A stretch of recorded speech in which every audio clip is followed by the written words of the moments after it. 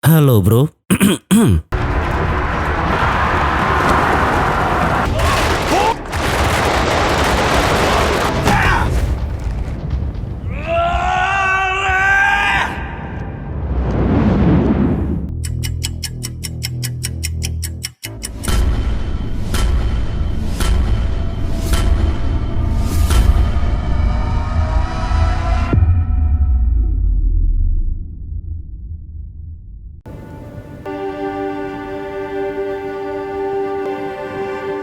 Di dalam ruangan strategi kerajaan Qin, Raja Qin yaitu Esai, setelah ia berhasil merebut kembali tahtanya dari adik tirinya, perjuangan yang sesungguhnya akan segera ia mulai, di mana dia akan melakukan misi besarnya untuk menyatukan seluruh daratan Cina. Namun tanpa disangka, ada seseorang yang mengirim asasin atau pembunuh bayaran untuk sekali lagi membunuhnya.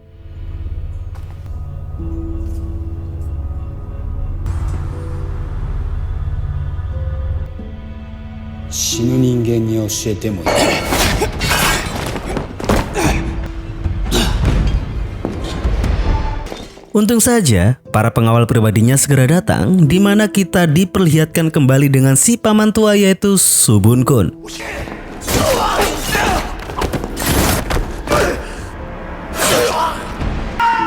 Para pengawal raja pun tampak kewalahan, dan di sanalah lakon kita tiba. Siapa lagi kalau bukan Risin.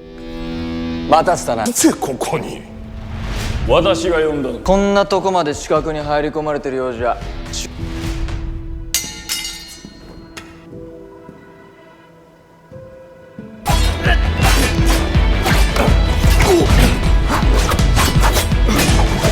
Yang membuat Sin bisa tiba tepat waktu, ternyata itu berkat Sisi yang memanggilnya. Ingat ya, Sisi adalah kepala keamanan kerajaan, mantan barisannya Saekyo untuk ikut memberontak Raja Sai pada seri yang pertama. Namun di cerita kali ini, dia sudah bertobat dan kembali ke jalan yang benar untuk mengabdi kepada Raja Sai.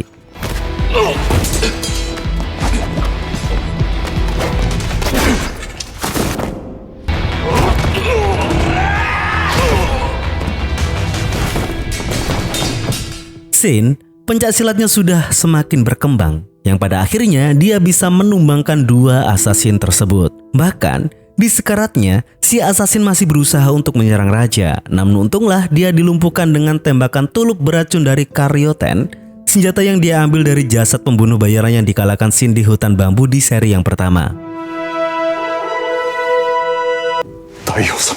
Sebelum benar-benar si asasin itu mati, dia sempat mengatakan bahwa jika saja Siu datang, mereka semua pasti tidak akan selamat. Mendengar kata Siu, Raja Sai menjelaskan bahwa Siu adalah sebuah klan mematikan, klan pembunuh legendaris atau biasa disebut sebagai klan kesedihan. Bahkan sebuah cerita mengatakan klan Siu pernah menghancurkan sebuah negara hanya seorang diri. Semengerikan apa klan Siu ini, guys? Tenang, nanti kita akan diperlihatkan. Namun selain itu, ada hal yang lebih mendesak lagi, di mana tiba-tiba datang prajurit pengirim pesan yang mengatakan bahwa pasukan kerajaan Gi melakukan sebuah invasi dan sudah melintasi perbatasan negara.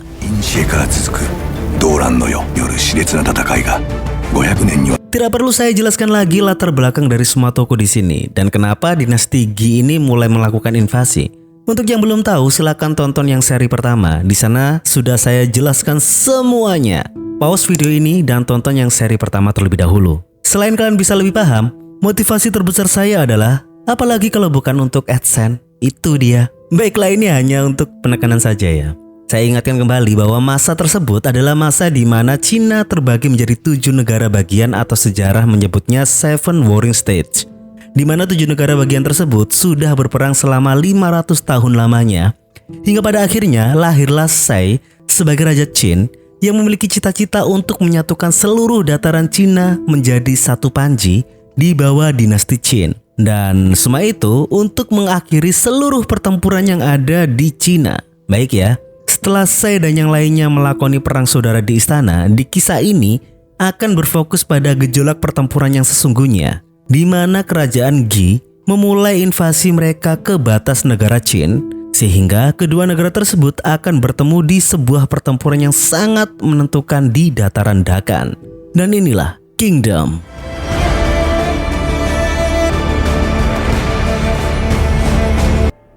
Di dalam sana, Shin memantapkan langkahnya. Dengan adanya perang yang akan dimulai, invasi dinasti Qi adalah sebuah jalan di mana dia akan terjun ke medan perang yang sesungguhnya. Gerbang awal di mana dia akan berproses untuk menjadi prajurit yang hebat dan menggapai mimpinya untuk menjadi seorang jenderal besar di bawah langit Qin. Masa-masa perang telah dimulai. Qin akan memperkuat militerisasi mereka dengan menerapkan sebuah wajib militer kepada para rakyat biasa dalam perang tersebut. Shin masih setia dengan ketololannya. Di depan para pasukan wajib militer, dia berlagak seperti komandan yang mengarahkan barisan, yang pada akhirnya membuat dia kembali bertemu dengan tetangganya dulu di desa, yaitu si dua bersaudara Bihe dan juga Bitao. Mereka jelas belum tahu sepak terjang Shin yang sesungguhnya. Yang ada mereka hanya tertawa terbahak-bahak ketika Shin bercerita tentang perannya yang sangat fundamental itu di perang saudara yang dia lakoni dengan sang Raja Qin. Baik, saya jelaskan sedikit. Karena di sisi ini itu tidak dijelaskan di dalam filmnya. Seorang prajurit elit kerajaan, mereka semua berlatar dari orang-orang dengan sosial kelas atas yang sudah pernah Sekyo singgung di seri pertama. Dan itu adalah sebuah sistem yang benar-benar tidak bisa diubah, atau itu sudah menjadi undang-undang dasar dalam negara. Sedangkan Shin bukan lagi rakyat jelata, dia adalah seorang budak. Menjadi seorang prajurit, hal yang sangat tidak mungkin, apalagi komandan. Apalagi jenderal besar. Bahkan ikut perang pun sebenarnya dia tidak layak. Tapi inilah yang menjadi pengecualian.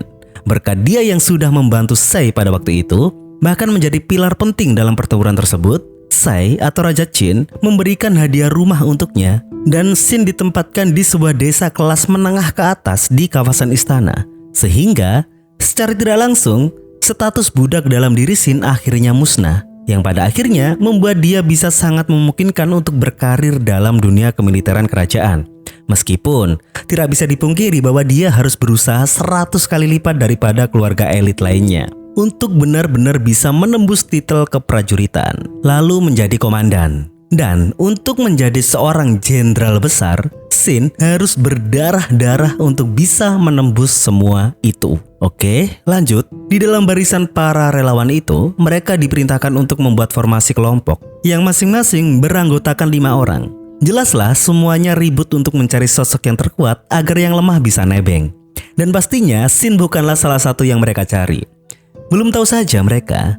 Dan di sanalah momen di mana dia bertemu dengan Kyuka, manusia misterius yang tidak banyak omong. Yang nanti saya akan jelaskan betapa fundamentalnya peran Kyuka ini dalam cerita Kingdom. Lalu mereka juga kedatangan satu manusia lugu lainnya yang bernama Takute. Yang secara kebetulan juga mereka berlima sudah membentuk sebuah kelompok. Lalu mereka semua diperintah untuk berbaris rapi guna menyambut komandan 1000 pasukan. Semua orang langsung bersikap hormat dan takut. Namun tidak dengan Shin, yang dimana justru dia sangat sumringah ketika dia tahu bahwa komandan 1000 pasukan yang lewat itu adalah Heki. Iya, Heki, teman seperjuangannya dalam pertempuran istana bersama raja. Semua orang mengira bahwa Shin idiot.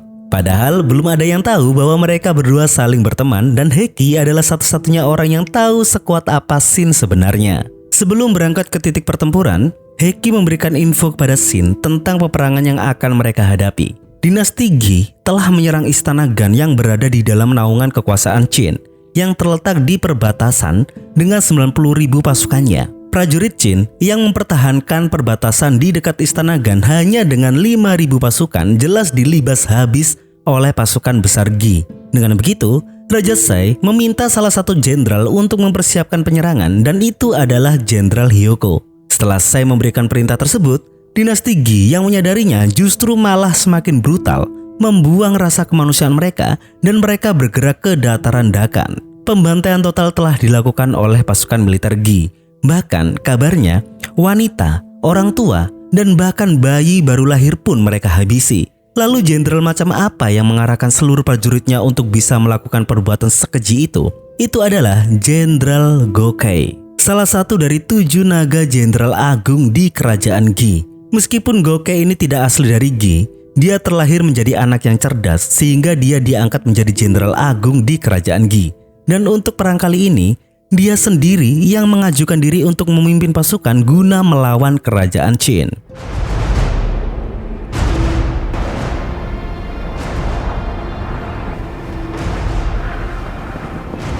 Dan inilah kita diperlihatkan dengan sosok Jenderal Agung tersebut, Jenderal Gokai. Dengan tampang garang dan make up yang aneh, cukup membuktikan bahwa dia nyentrik sekali. Selaras dengan daya tempurnya, yang dimana pasukannya sudah menguasai 2 bukit penting di dataran Dakan. Sedangkan kita dibawa ke kamp perang pasukan Qin, dan disinilah kita juga diperlihatkan dengan Jenderal Kerajaan Qin, yaitu Jenderal Hyoko, yang dimana beliau sudah tahu posisi penguasaan musuh, sehingga dia memerintahkan para prajuritnya untuk segera melakukan penyerangan langsung untuk kembali merebut bukit tersebut.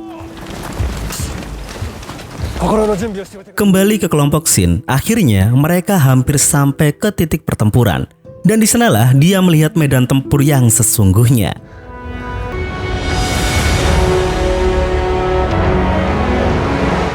Darahnya mendidih penuh dengan semangat tempur. Lalu mereka kembali dibariskan oleh seorang komandan. Kelompok prajurit relawan termasuk kelompok Shin akan berada di pasukan infanteri 4 di bawah perintah komandan 1000 pasukan, yaitu Komandan Bakukosin, di mana gaya kepemimpinannya sangat keras dan sedikit pun tidak mentolerir prajurit yang berkompromi dengan perintahnya. Dan langsung saja dia menggerakkan pasukannya untuk langsung bersiap turun ke medan perang, di mana misi pasukannya adalah untuk segera merebut 2 bukit yang sudah dikuasai oleh musuh.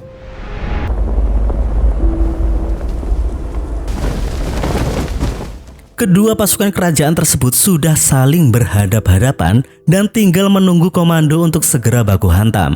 Pasukan infanteri 4 akan dikhususkan merebut kembali bukit yang diduduki oleh Gi, yang dipimpin oleh komandan musuh yang bernama Letnan Jenderal Kyugen.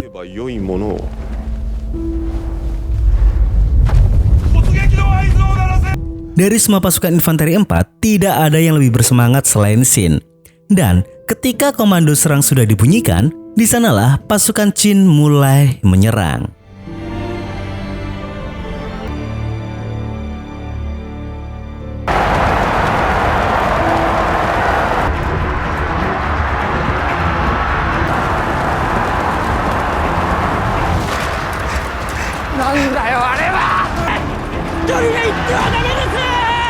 Shin berlari di barisan paling depan, dan di sanalah dia menghantam langsung pertahanan musuh.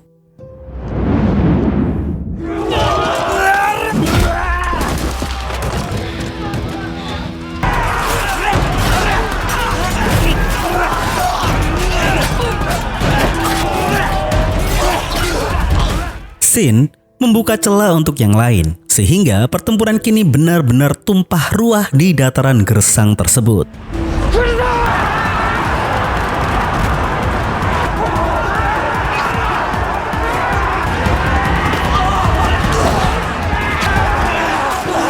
Bihei adalah satu-satunya prajurit yang benar-benar ketakutan di medan pertempuran. Kakinya gemetar melihat orang saling membunuh di depan matanya, hingga pada akhirnya dia melihat adiknya sendiri, yaitu Bito, dalam kesusahan. Mereka bertemu satu prajurit Gi yang sangat-sangat badak. Untung saja Takute datang yang membuat mereka menang jumlah dan bisa mengalahkan musuh mereka.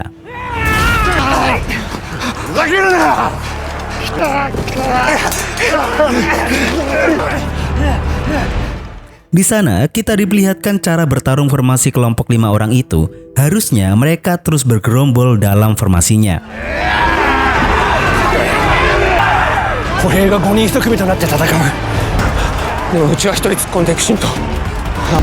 Shin memang kuat, namun Shin sangat egois. Memang dalam sebuah perang, kemampuan individual itu penting. Namun yang belum dia tahu adalah di medan perang sesungguhnya butuh yang namanya kepemimpinan, kecerdasan, kekompakan, dan kerjasama antar tim. Shin yang terus bergerak sendiri dan semaunya itu, dia akan mengincar kepala komandan yang ada di tangga pengintai atas.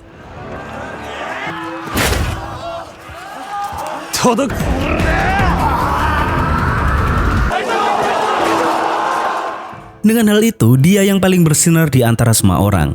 Namun, disitulah dia juga menyadari bahwa dari kejauhan sana, ada sesuatu yang benar-benar mengerikan sedang mendekati dia dan pasukan relawan Qin lainnya.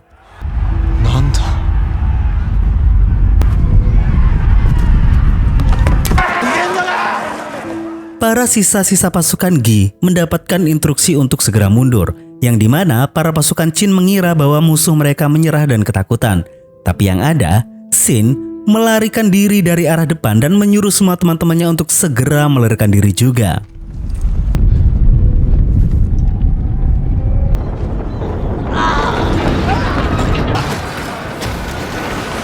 Dan itu adalah pasukan pembersih kereta kuda Gi menyapu semua pasukan relawan Qin dengan brutal. Untung saja Xin menggapai kelompoknya tepat sebelum mereka terlindas oleh kuda-kuda yang beringas itu.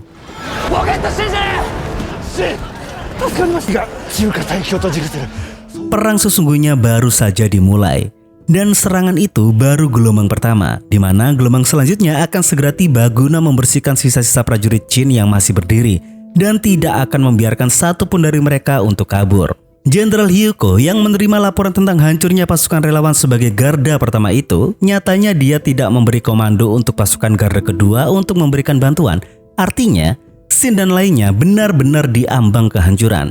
Semuanya tergantung pada kerjasama mereka. Kiyuka yang dari tadi tidak diperlihatkan memiliki sebuah ide untuk membuat pertahanan dari gundukan para mayat yang awalnya dibantah oleh Xin. Yang sebenarnya dia hanya modal ngebantah saja sih, tanpa punya argumen kenapa dia membantah.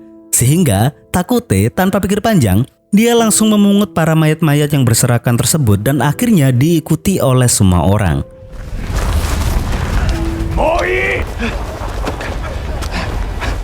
Setelah semuanya selesai, Xin mengibarkan panji memancing para kereta kuda musuh itu untuk menerjang mereka di balik debu.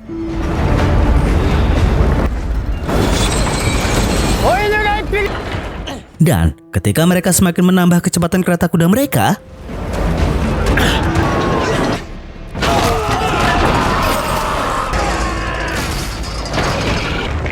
ya, mereka berhasil mengcounter serangan kereta kuda-kuda dari Gi tersebut. Secara teknis, dari keseluruhan di medan tempur, pasukan Gi berhasil memusnahkan sebagian pasukan gelombang pertama Qin, di antaranya infanteri keempat, kedua, dan pertama Qin, dan hanya menyisakan beberapa dari pasukan infanteri keempat yang masih melawan, yaitu yang kita tahu itu adalah Xin dan kawan-kawannya, yang jika dilihat secara objektivitas, Gi lebih unggul daripada Qin, sehingga Letnan Kyugen mengarahkan seluruh pasukannya untuk segera turun dari bukit dan keluar dari barisan untuk memusnahkan pasukan Qin yang tersisa di bawah.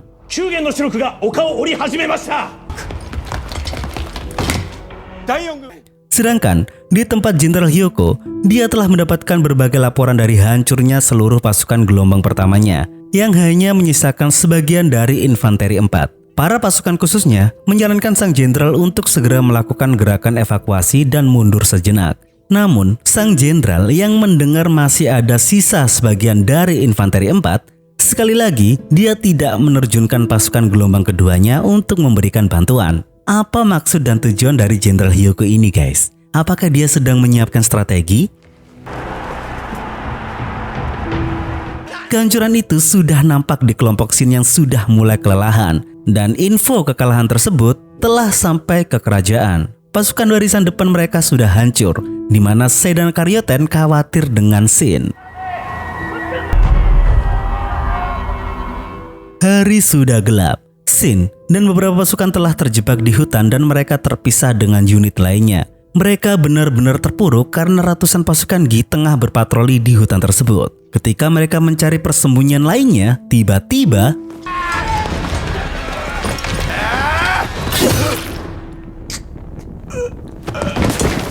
ya, Kiyuka menunjukkan ketajiannya. Memang seharian itu Kiyuka belum menunjukkan kehebatan bela dirinya. Selama ini dia hanya melindungi dirinya sendiri. Dan memang dia masih sangat misterius. Tidak ada waktu buat mereka berdebat. Puluhan musuh telah menemukan mereka. Tenaga teman-temannya sudah tidak memungkinkan untuk bertarung. Di sana, Xin pun menyuruh semua teman-temannya untuk kabur terlebih dahulu, di mana dia akan menghadapi mereka semua sendirian.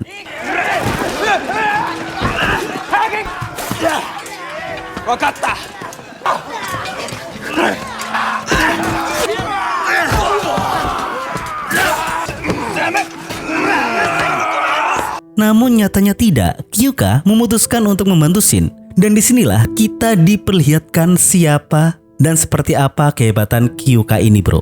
Satu kata, mengerikan.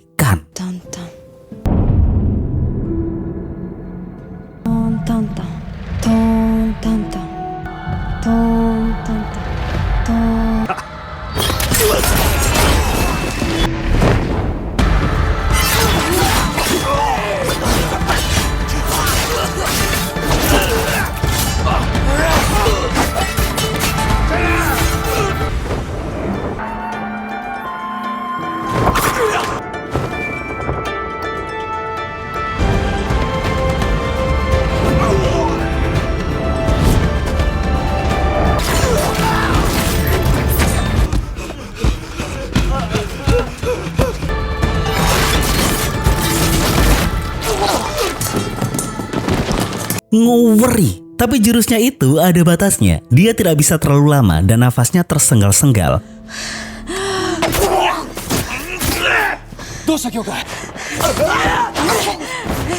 Dan di sanalah Shin baru menyadari bahwa Kyuka adalah seorang perempuan. Di sanalah lalu Shin bergantian untuk melindunginya.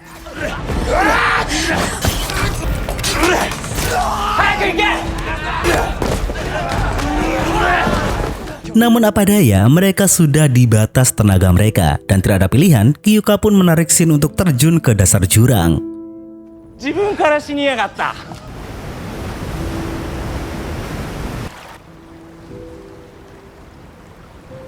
Mereka berdua nyatanya selamat. Shin juga sudah siuman dari pingsannya. Bahkan luka-lukanya pun diobati oleh Kyuka. Disinilah baru dibuka siapa jati diri Kyuka sebenarnya. Di awal penjelasan, kenapa Kyuka sebagai seorang perempuan terjun di medan perang? Motivasi satu-satunya adalah untuk membalas dendam atas kematian kakak perempuannya yang bernama Sao. Itulah alasan kenapa tatapan mata Kyuka ini nampak penuh dengan kesedihan, dingin, dan memiliki aura yang berbeda. Menurut informasi yang ia dapat, pembunuh kakaknya itu berada di kerajaan Gi. Dan dikarenakan dia tidak tahu di mana negara Gi itu berada, dia ikut nimbrung saja dalam perang antara negara Gi dan negara Qin. Dan belum tentu juga si pembunuh kakaknya itu juga ikut dalam peperangan ini. Tidak mungkin juga karena si pembunuh kakaknya itu bukanlah seorang pria, melainkan seorang perempuan juga. Dan Kyuka bukan berasal dari Qin, melainkan dia berasal dari sebuah klan. Klan yang isinya hanya perempuan. Shin yang mendapatkan penjelasan tersebut ingat sesuatu yang diceritakan oleh Sai tentang sebuah klan Siyu atau klan kesedihan. Klan yang begitu sangat mematikan. Dan melihat mata Kyuka yang penuh dengan kesedihan ditambah kemampuan bertarungnya yang di luar nalar tersebut, di sanalah Shin mengucap kata Siyu. Dan di detik itu juga membuat Kyuka terkejut. Kenapa Shin bisa tahu tentang Siyu? Melihat kengerian dari cara bertempurnya yang seperti tadi, Shin bisa menebak dan cukup masuk akal jika Kyuka adalah salah satu klan Siyu yang bisa menghancurkan sebuah negara hanya dengan seorang diri. Tapi kenapa kok Kyuka tadi sudah kelelahan, Bang? Bro, itu masih jurus tingkat 1. Dan sayangnya, jurus penari pedang Kyuka ini tidak dijelaskan detail di dalam film. Sederhananya, jurus tersebut ada tingkatannya. Semakin dalam gerbang kegelapan yang dibuka, maka semakin cepat dan semakin mengerikan jurus tarian pedang tersebut. Dan jika si pengguna memaksa untuk masuk ke gerbang paling dalam, ya mereka tidak akan terkalahkan oleh siapapun, bro.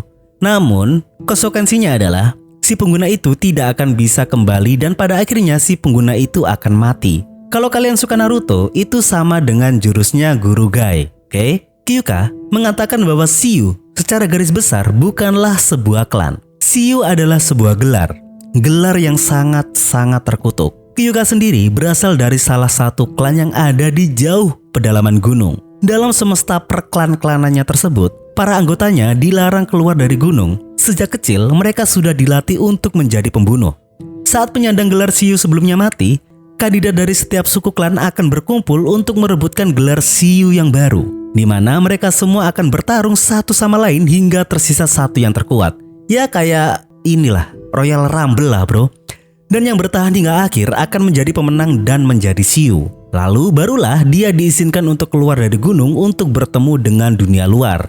Begitu. Saat satu malam sebelum pertarungan gelar Siyu dimulai, Kyuka dan Su, mereka tahu bahwa besok mereka akan berada dalam satu pertarungan. Kyuka memutuskan untuk melindungi kakaknya. Dia akan membunuh yang terkuat terlebih dahulu dan sisanya bisa diurus oleh kakaknya. yang memungkinkan kakaknya akan bisa keluar menjadi pemenang, yang artinya dia sendiri juga akan mati. Terlebih lagi, kakaknya memiliki mimpi yang besar untuk bisa keluar dari pegunungan, melihat dunia luas yang terbentang di seluruh Cina, bahkan dia ingin berkenalan dengan seorang pria. Dan ketika menjelang tidur, Kyuka sudah membuat keputusan yang bulat dengan pedangnya. Hingga pagi pun tiba, Kyuka terkejut bahwa kakaknya sudah tidak ada, dan memang dia sengaja dibuat tidur oleh kakaknya. Bergegaslah dia menuju ke tempat pertempuran. Banyak mayat-mayat dari yang kalah berserakan, dan tidak terkecuali juga kakaknya, di mana dia melihat dengan mata kepalanya sendiri mayat dari kakaknya yang terkapar. Kakaknya yang kalah bukan berarti dia lemah. Sebaliknya, semua klan tahu bahwa Su sangat kuat, maka semua klan mengincarnya dari awal. Dan semua itu telah dirancang oleh satu orang dari klan Yu yang bernama Ren, yang pada akhirnya Ren lah yang keluar menjadi pemenang. Dan Ren lah sebenarnya yang dicari oleh Kyuka, yang dimana Kyuka mendapat info bahwa Ren berada di kerajaan Gi. じゃあ敵討ちが終わったら Jadi itulah ceritanya bro. Kini Kyuka menetapkan hidupnya hanya untuk balas dendam. Lalu setelah balas dendam apa lagi? Tidak ada. Bahkan Kyuka mungkin ingin menyusul almarhum kakaknya. Di sanalah Shin murka. Dia tidak setuju dengan pandangan Kyuka. Semua kisah Kyuka menurutnya masih selaras dengan kisahnya sendiri yang ditinggal mati oleh Hyo, yang dimana Shin akhirnya berhasil bisa merubah kesedihannya itu menjadi bahan bakar lebih untuk bisa menggapai cita-cita mereka bersama, yaitu menjadi seorang jenderal. Kyuka hanya perlu mengingat kembali apa mimpi dari kakaknya. Sayangnya, dia masih lupa dan tidak ingat bahwa kakaknya pernah mengatakan bahwa dia bermimpi untuk bisa keluar dari gunung dan melihat negara yang luas membentang di seluruh negerinya dan keluar untuk mengenal seorang pria. Kyuka masih belum ingat, mungkin untuk saat itu. Namun satu hal yang pasti, tidak ada hal yang paling membahagiakan ketika mimpi dari orang yang sudah mendahului kita tidak lagi sebatas mimpi, melainkan kita yang masih hidup bisa meneruskan dan mewujudkan mimpi tersebut. Setuju ya bro ya? Setuju ya? Mungkin dari teman-teman ada yang pernah bersedih atau tengah bersedih atas kepulangan dari seseorang yang kita cintai. Bisa orang tua, saudara, sahabat, teman, atau bahkan pasangan. Harusnya kita jangan terpuruk selamanya. Sedih boleh, tapi jangan selamanya bro. Karena tugas kita sebagai yang masih hidup adalah ya untuk tetap terus hidup dan mewujudkan mimpi-mimpi mereka. Itu. Jadi ya, stay strong bro. Kenapa jadi sendu seperti ini ya? It's okay, kita lanjut ya.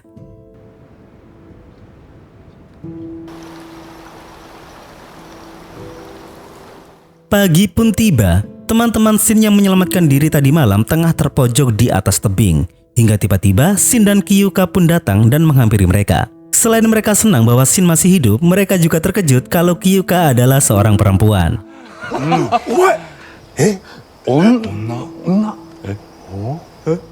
Lalu kita dibawa ke camp Letnan Jenderal Kyugen. Dikarenakan serangan kereta kudanya kemarin memberikan dampak kehancuran yang signifikan dan meyakini bahwa kekuatan musuh sudah tidak ada lagi yang tersisa untuk melawan, dia mengarahkan batalion ketiganya untuk terjun untuk langsung menyerang camp pasukan Qin.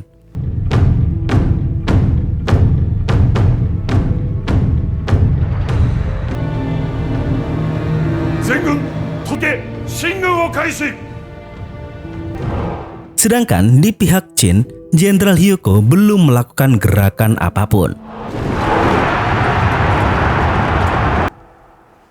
Sedangkan kelompok Shin masih terjebak di antara pasukan musuh dan bukit tempat Letnan Jenderal Kyugen berada. Pasukan relawan yang bersama kelompok Shin kurang lebih hanya tinggal 30 prajurit saja. Shin bukannya ingin mundur dan bergabung ke batalion utama, justru malah dia mengajak semua teman-temannya untuk menyerang langsung markas Letnan Jenderal Kyugen yang ada di atas bukit depan mereka. Dan tanpa formasi apapun, mereka semua menyerang dengan cara terbuka, yang pastilah langsung disambut oleh ratusan pasukan penjaga markas. Kyugen yang mendapat laporan atas pergerakan kelompok Shin yang hanya berjumlah 30 orang tersebut, mereka tertawa dan tidak menggubris puluhan orang yang mereka anggap bodoh itu. 2000 pasukan penjaga akan lebih dari cukup untuk menghadang mereka. Dan mereka tetap memfokuskan pasukan besar untuk segera menyerang markas utama pasukan Qin dan langsung mengincar kepala Jenderal Hyoko. Namun, di sisi Jenderal Hyoko sendiri, selain dia mendapatkan info tentang berbagai kehancuran di pasukan garda depannya, dia juga menerima info tentang adanya pasukan kecil yang menyerang bukit markas Kyugen. Yang kita tahu bahwa itu adalah kelompoknya Shin. Dia sangat tertarik. Dia menyadari bahwa ada percikan api kecil yang tidak biasa tengah menyala di sisi yang tidak ia duga. Sehingga, dengan yakin, dia malah mengirim seluruh prajuritnya untuk menyusul kelompok kecil Shin, di mana dia memiliki filosofi perangnya sendiri. Satu gerakan akan menggerakkan 10 lainnya, 100, 1000, puluhan ribu, ratusan ribu, dan seterusnya. Rantai yang dimulai dengan api kecil akan menyulut api yang besar, yang pada akhirnya seluruh negeri akan bisa berakhir dalam sekejap. Dan itulah yang dinamakan sebuah perang.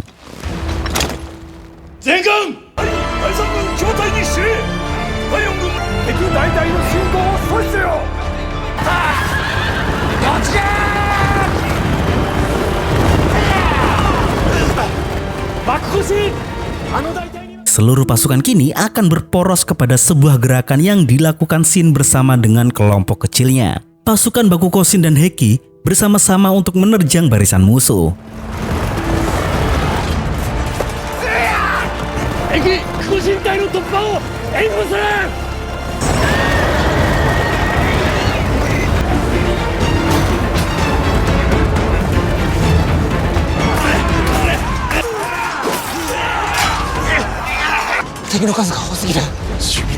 Dan sampailah pasukan Bakugo-shin di titik pertempuran kelompok Shin yang sudah terseok-seok menghadapi banyaknya jumlah musuh. Dengan begitu, Bakugo-shin pun segera mengajak mereka untuk lanjut melakukan serangan ke atas bukit.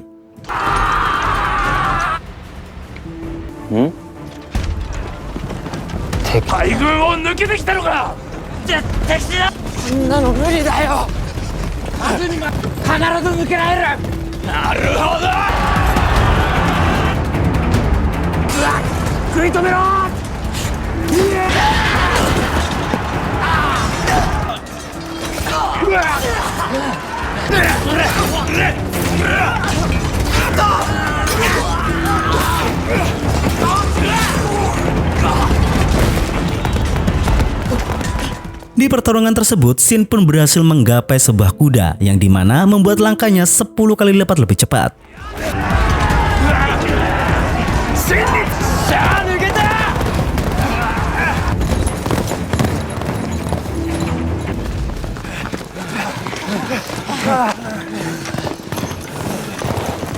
Lalu setelah itu, Bakugo-shin memberi komando Shin untuk meninggalkan infanteri temannya dan segera mengikutinya untuk menuju ke puncak bukit guna segera mengalahkan Kyugen. Sehingga dengan begitu, Shin mengandalkan Kyuka untuk melindungi semua teman-temannya yang nantinya dia tinggal di belakang. Dan nampak hubungan emosional dua sejoli tersebut sudah lebih menyatu. Dan terpisahlah mereka berdua.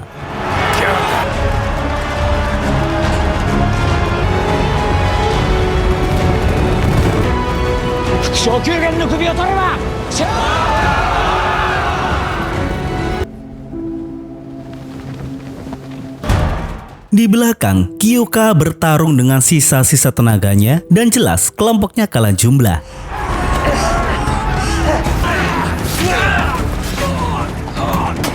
Di dalam keterpurukan tersebut, dia mengingat apa yang pernah dikatakan oleh Shin, di mana akhirnya dia kembali memulihkan staminanya dan menolong para kelompoknya yang lemah tersebut. Dan salah satunya adalah Bihei.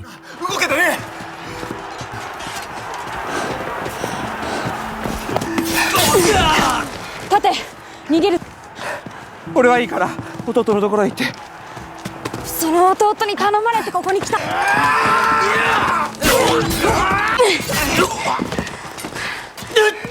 Di sela moralnya yang anjlok tersebut, dia akhirnya mengingat impian dari kakaknya, yang dimana pesan tersirat dari impian dari kakaknya adalah kakaknya ingin Kyuka terbebas dari segala aturan klan, dimana dia bisa keluar untuk melihat luasnya dunia dan bisa mendapatkan sebuah kehidupan yang penuh dengan harapan. Dengan itulah, dia juga bisa membangkitkan moral Bihei untuk tidak pasrah dengan keadaan. Tahu lah ya, Bihei ini sudah beban ngeyel bangsat.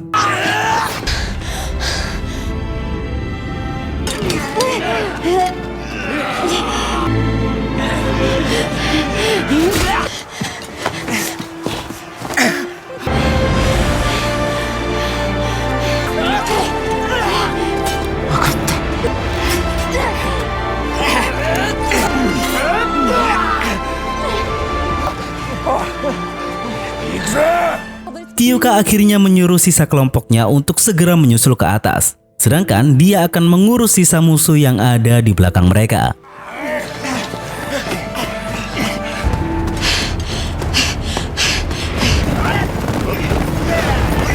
Shin dan Bakugo Shin akhirnya berhasil mencapai puncak. Di sanalah Kyugen belum sempat bisa memikirkan kemustahilan tersebut. Dia mencoba menghalangi mereka dengan pasukan pemanah. Counter tersebut belum cukup untuk bisa membendung pergerakan Shin dan Bakugo Shin. Sehingga tanpa harus ada birokrasi yang berbelit-belit lagi, Kyugen harus menerima kenyataan bahwa dia benar-benar diterjang oleh mereka.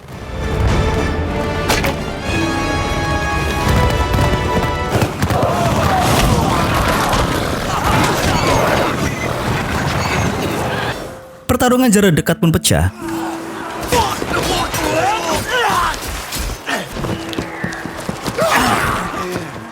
Bakugo Shin dengan penuh luka dan terseok-seok terus maju untuk menggapai Kyugen.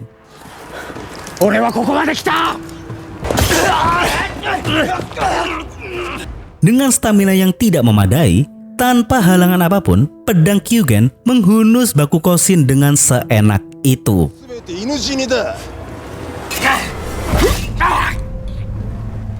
Dengan hunusan tersebut, Bakugo Shin justru malah melancarkan serangannya yang tepat menembus leher Kyugen.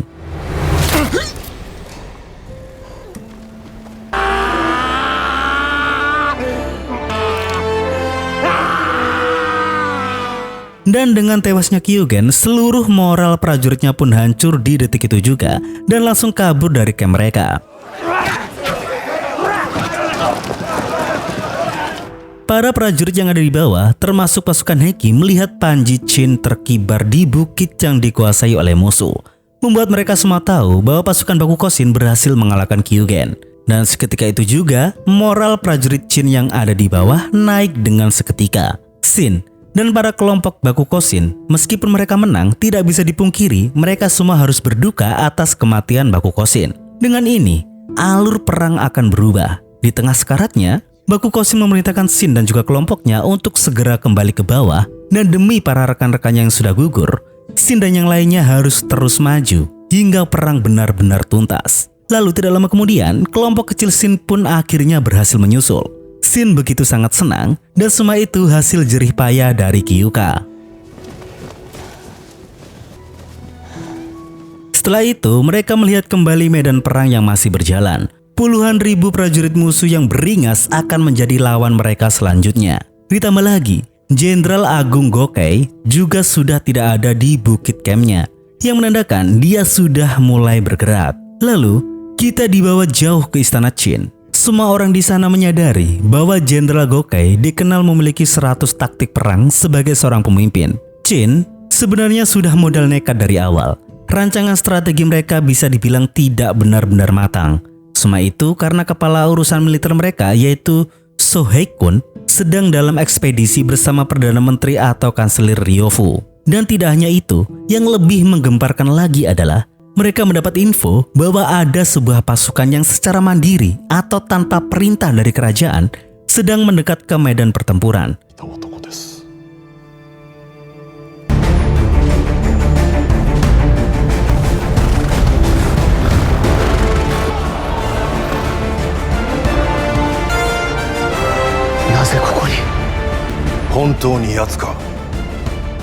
Bahkan saking gemparnya, Jenderal Agung Gokei pun terintimidasi oleh kedatangan kelompok tersebut. Yang padahal kelompok yang datang itu hanya beranggotakan 500 prajurit saja. Dan itu adalah Jenderal Aoki. Dia menuju bukit yang dihuni oleh kelompok Shin. Dia juga mengatakan bahwa Shin cukup menonjol selama ia lihat dari kejauhan. Meskipun Aoki ini nampak memuji, sebenarnya tidak demikian. Untuk menjadi prajurit hebat dan berprestasi, itu hal yang oke. Tapi lain cerita jika Shin memang benar-benar ingin menjadi seorang jenderal besar. Dan Aoki mengakui bahwa Shin ternyata jauh dari harapannya. Shin yang selalu dengan sikap kurang ajarnya merasa dia sudah layak untuk dianggap hebat oleh sang jenderal. Yang pada akhirnya, dia baru disadarkan bahwa pedang Aoki sudah dari tadi berada hanya beberapa inci dari lehernya. Itu hanyalah segelintir dari banyaknya aspek yang membuktikan bahwa untuk menjadi seorang jenderal langit yang hebat, modal kuat saja tidak cukup, bro. Di sana, bawahan Bakukosin berterima kasih atas kedatangan Jenderal Besar Aoki dan ingin segera bertarung di bawah perintahnya. Namun nyatanya Aoki tidak mau, karena jelas Aoki tidak dalam perintah raja, yang artinya dia tidak mendapat izin perang. Dan jika sang jenderal seenaknya saja ikut campur dalam perang tersebut, maka sama saja dia melanggar hukum. Kedatangan Aoki ke sana sebenarnya hanya ingin melihat pemandangan dari pertempuran yang menurutnya indah tersebut. Di sana, Shin dan yang lainnya mendapatkan penjelasan berharga dari seorang jenderal. Aoki mengatakan, perang yang mereka lihat dari atas bukit itu adalah sebuah momen ketika permainan perang bergerak. Melakukan perintah untuk melakukan manuver dalam berformasi dengan berhati-hati atau berani. Bahkan, jenderal sebesar Aoki mengakui sendiri bahwa jenderal agung dari kerajaan Gi, yaitu Gokei, adalah jenderal agung yang akan menjadi ancaman bagi negara lain. Dalam hal kecerdasan, Gokei adalah yang terbaik di kerajaan Gi. Tapi, di medan perang, tidak selamanya menyangkut tentang taktik dan kecerdasan formasi. Terkadang, jenderal yang memiliki insting tempur yang tinggi dan bertindak melalui intuisi liarnya lah yang akan menjadi jenderal yang lebih menakutkan.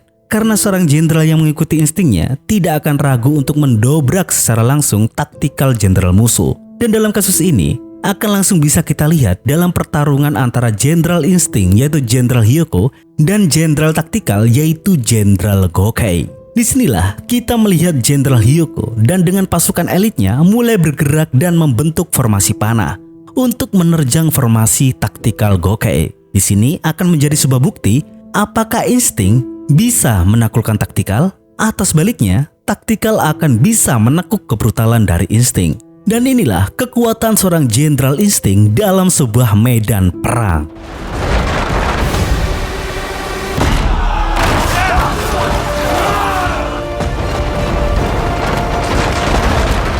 Gokei langsung mengarahkan armada dari pasukan berkudanya dan berharap itu bisa membendung Hyoko yang tengah mengamuk.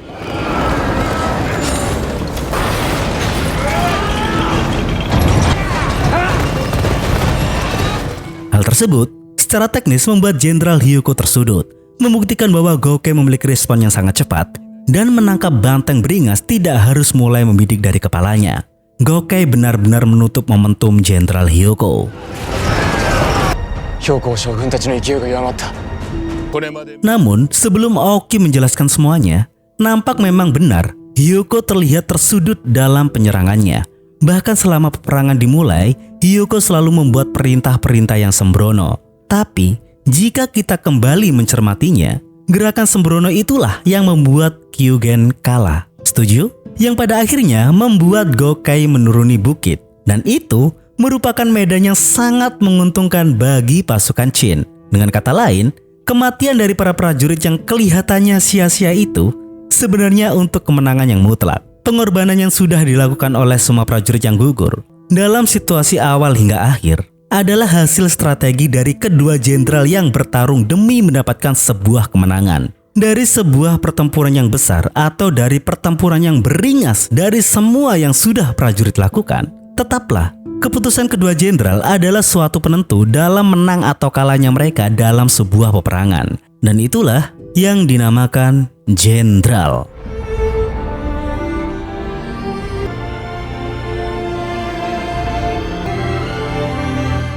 Shin baru menyadari bahwa jenderal bukan hanya sekedar orang dengan bela diri yang hebat. Jenderal adalah sosok yang lebih dari itu. Jenderal adalah seorang yang sudah meletakkan sebuah peperangan di dalam garis nadinya. Orang yang melebur menjadi satu di dalam jiwa-jiwa pasukannya yang berguguran. Dan jenderal adalah simbol kekuatan dari perang besar itu sendiri. Lalu, tanpa diduga, Shin memohon Jenderal Aoki untuk dipinjamkan seekor kuda. Dan dia pun langsung masuk ke dalam barisan Jenderal Hyoko. Toi mengatakan bahwa Aoki sudah mulai benar-benar suka dengan Shin. Yang dimana sang jenderal menjawab, biasanya orang bodoh seperti itu akan mati lebih dulu dalam peperangan. Tapi terkadang justru malah bisa menjadi seorang monster yang bisa merubah alur cerita peperangan itu sendiri.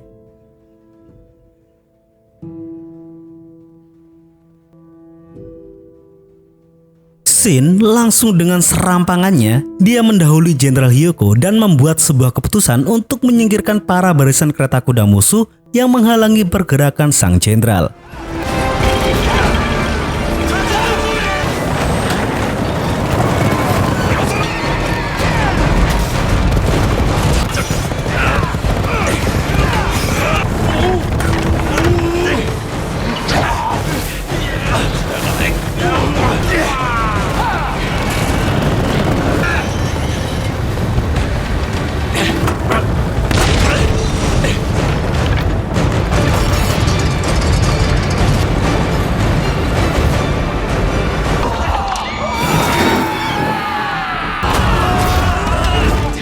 Sungguh epik, dan sang jenderal pun tersenyum lebar melihat tunas muda yang tidak dia sangka itu.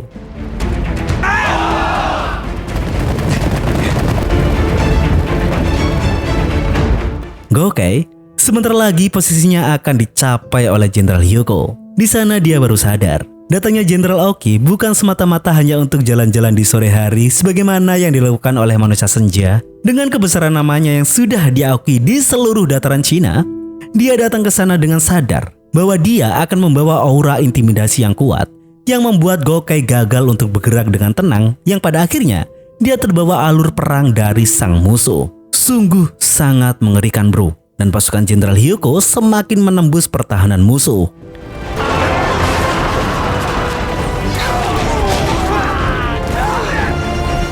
Yang pada akhirnya kedua jenderal itu sudah saling berhadapan.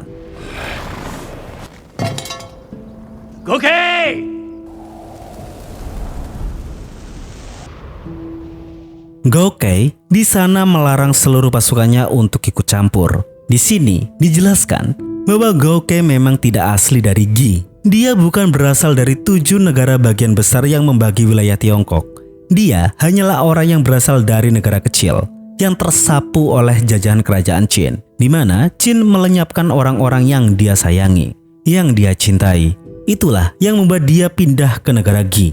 Dia berjuang di sana dan pada akhirnya dia diangkat hingga menjadi seorang jenderal. Ketika sudah menjadi jenderal, dialah orang yang paling berambisi untuk bisa menghancurkan Qin.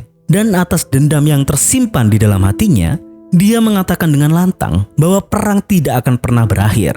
Shin yang mendengar hal itu mengingat apa yang dikatakan oleh Sai, yang dimana Sai mengatakan bahwa negara Cina sudah saling berperang satu sama lain selama 500 tahun. Dan jika itu tidak dihentikan, maka akan memicu peperangan di 500 tahun selanjutnya. Di sana, Shin semakin sadar akan besarnya sebuah mimpi. Dan dia akan benar-benar berjuang bersama sang Raja Sai untuk mewujudkan mimpi di mana Cina akan damai dan tidak ada perang lagi di antara satu sama lain.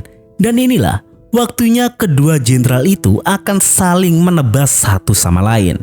Siapakah yang akan mendapatkan kemenangan mutlaknya?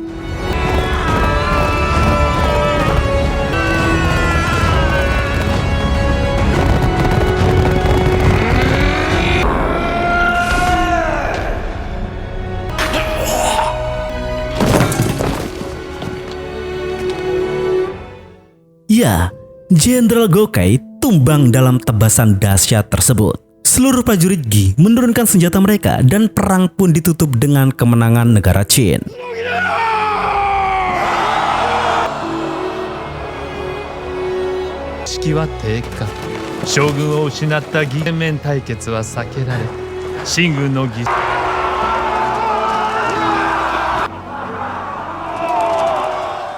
Di langit senja yang indah, kedua jenderal Qin itu pun saling bertemu.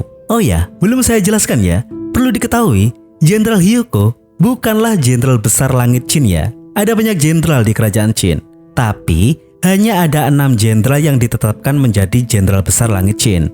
Dan Jenderal Aoki adalah satu-satunya yang tersisa dari 6 jenderal besar Qin generasi pertama yang dibentuk oleh Raja Shao yang dijuluki sebagai Dewa Perang itu.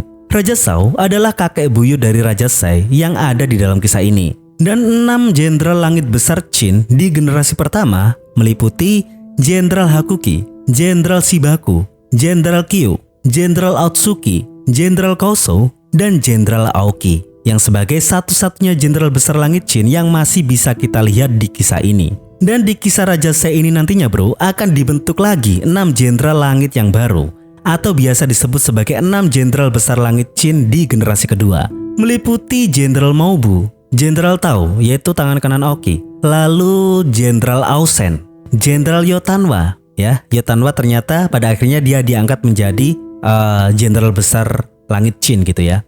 Dan yang terakhir adalah Jenderal Kanki. Kenapa cuma 5? Karena slot yang terakhir sengaja dikosongi oleh Raja Sai dan berharap tunas-tunas muda seperti Shin berjuang untuk menggapai posisi yang masih kosong tersebut. Dan Shin ini nantinya juga banyak saingannya bro, di mana ada beberapa anak muda yang kemampuannya 11-12 seperti Shin, dan mereka akan bersaing untuk menoreh prestasi sebanyak mungkin di medan perang. Sekarang cuma tergantung produsernya saja mau sejauh mana mengangkat film Kingdom ini. Lawang di manganya aja udah 800 lebih chapter cuk, yang bisa dibilang adik kelasnya One Piece lah ya. Begitu. Kembali ke sosok Shin, akhirnya dia berkumpul dengan kelompok kecilnya. Mereka sangat senang bisa berkumpul kembali. Lalu di sana dia mengejar Kyuka yang tiba-tiba mencar sendirian. Ya, Kyuka masih dalam misinya, di mana dia akan mencari pembunuh kakaknya di negeri Gi. Namun di sana, satu hal yang pasti, Shin akan tetap menunggu Kyuka kembali, karena bagaimanapun juga Shin sudah menganggap bahwa Kyuka adalah temannya dan salah satu prajurit kuat yang ada di kelompoknya. Shin akan memberikan dukungan terbaik untuk Kyuka. Dan jelas di sana benih-benih perasaan lain sudah timbul di hati Kyuka. Tapi Shin, ya dia tetaplah bocah dungu, ya kan? Mana tahu dia kayak yang gitu-gitu, cuk.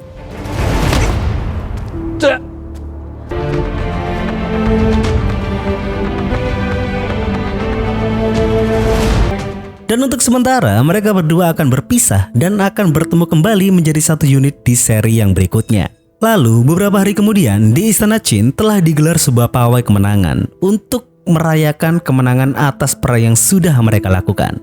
Sedangkan di dalam ruangan istana, Sai dan juga Karyoten terkejut dan sekaligus sangat senang Shin bisa pulang dari perang dengan selamat. Iya.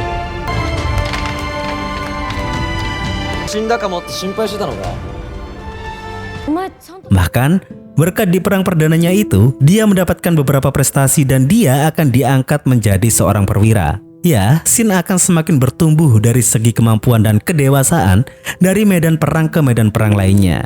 Kita akan diperlihatkan sebuah sosok yang akan benar-benar berproses dalam menggapai impiannya. Bahkan, di sana kita juga dijelaskan bahwa Karyoten sudah membulatkan tekad untuk ikut andil dalam peperangan yang kedepannya pastinya akan semakin sengit itu. Bukan sebagai seorang prajurit, melainkan sebagai ahli strategi, yang dimana dia akan menuntut ilmu, belajar dan berguru kepada para master strategi perang yang sebenarnya.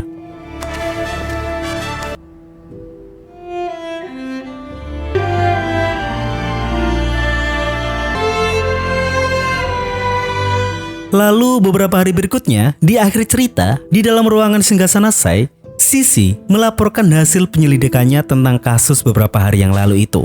Siapakah sosok yang mengirim pembunuh bayaran untuk membunuh sang raja? Meskipun belum mendapatkan bukti yang kuat, namun kemungkinan besar itu pasti dilakukan oleh orang dalam. Dan hanya satu orang yang bisa melakukan hal tersebut.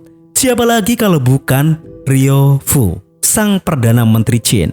Dan sangat kebetulan juga, di hari itu Ryo Fu menghadap raja setelah kepulangannya dari ekspedisi bersama dengan gerombolannya itu. Dan inilah sosok dari Ryo Fu ini bro, bersama dengan ahli strategi perang Qin yaitu So Haekun dan jenderal perang Qin yaitu Jenderal Maubu. Jenderal yang kedepannya nanti akan diangkat menjadi jenderal besar langit Qin sesuai yang saya spill tadi. Di sana kedatangan Ryo Fu adalah guna untuk mengucapkan selamat atas kemenangan perang yang Raja Sai torehkan. Serta ini yang paling kewendeng bro. Tiba-tiba Ryo Fu yang tadi sudah dicurigai oleh raja dan para orang-orangnya, tiba-tiba dia sendiri membicarakan masalah pembunuhan bayaran tersebut. Yang jelas, secara teknis itu sangat-sangatlah rahasia. Tidak ada yang tahu selain orang-orang raja. Tapi kenapa Ryo Fu tiba-tiba tahu tentang hal tersebut? Dan jawaban Ryo Fu adalah, bagaimana dia tidak tahu? Lawang dia dalangnya. Ngeri kan? Semuanya tidak ada yang bisa bergeming. Bahkan Sai yang seorang raja hanya bisa menjawab dengan ungkapan diplomatis bahwa mana mungkin seorang Perdana Menteri melakukan hal yang seperti itu, bahkan mengucapkan hal itu dengan terang-terangan. Ryofu pun tertawa, serta meminta maaf bahwa dia terlalu berlebihan untuk bercanda guna mencairkan suasana. Gawendeng bro, gawendeng. Itu kayak gini loh bro, ini loh aku sudah ngaku, ayo tangkep, bisa nggak? Gak bisa kan? Lah kayak gitu loh bro, ngeri kan? Kalau kata orang sih, pemain nih orang. Dan pada pertemuan yang panas tersebut, mereka berdua saling menatap dengan tajam.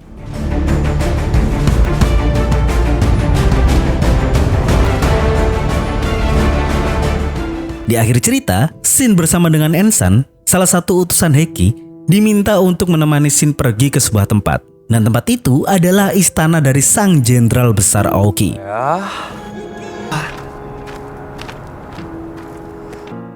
Shin untuk selanjutnya akan berguru dan menjadi murid sang jenderal langit besar tersebut. Dan film pun belum tamat karena kita akan bertemu lagi di seri yang ketiga.